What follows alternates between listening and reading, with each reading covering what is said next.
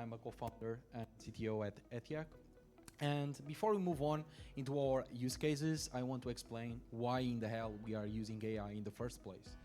Did you know that the global financial stability is at risk due to cyber threats? I don't want to scare you, but this is actually true.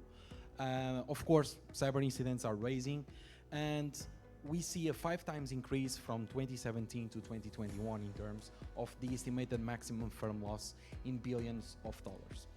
And this is a report by the IMF. You can see the blog post on the World Economic Forum website.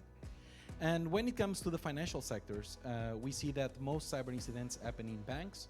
But when it comes to the actual losses, we have the others kind of having the major part on the right, and that includes fintechs, and but you know it better than me for sure.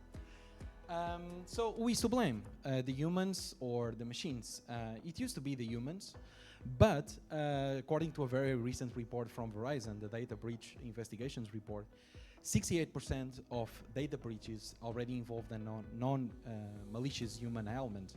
And that's basically because we are moving a lot of operations into the digital realm, and it's normal that the systems will have more vulnerabilities than the humans. Nowadays, it used to be the opposite. So we decided to use AI to try to fix the root cause of vulnerability, the cybersecurity, by fixing vulnerabilities in growing and fast-paced growing digital infrastructures. So financial infrastructures are big, dynamic, and complex, and 30% of them are, in average, they are just unknown to people working there and even the administration.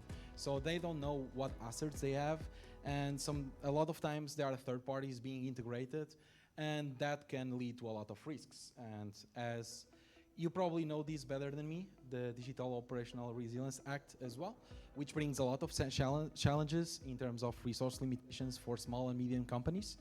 But when it comes to conducting continuous monitoring, evaluating third parties and so on, that includes their sovereignty and cybersecurity as well.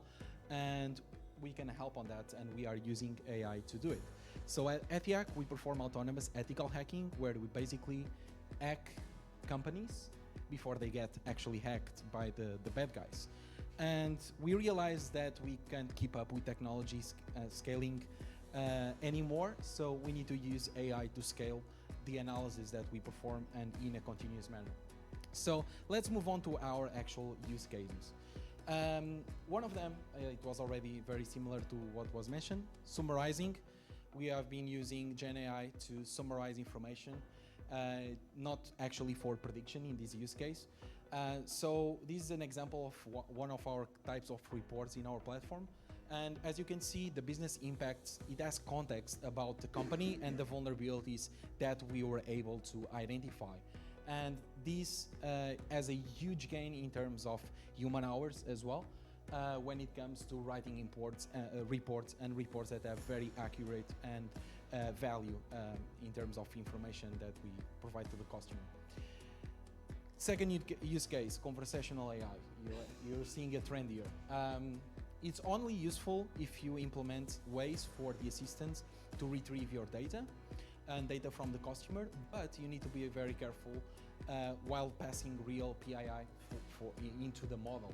So what we do is that we anonymize data before we send to the model, and we de-anonymize data when we retrieve basically the results. And it's super good for our customers to extract information and action items over the information we have on them in the platform. Third use case, actually predicting where the vulnerabilities are. This is our biggest challenge, and we are investing a lot on this. And GenAI makes this easier. We want to achieve depth and reduce the gap between human pen testers and regular security scanners. And when it comes to third parties, we have our generic approach, which is basically when we have sufficient information about a common vulnerability affecting a third party, we will be able to basically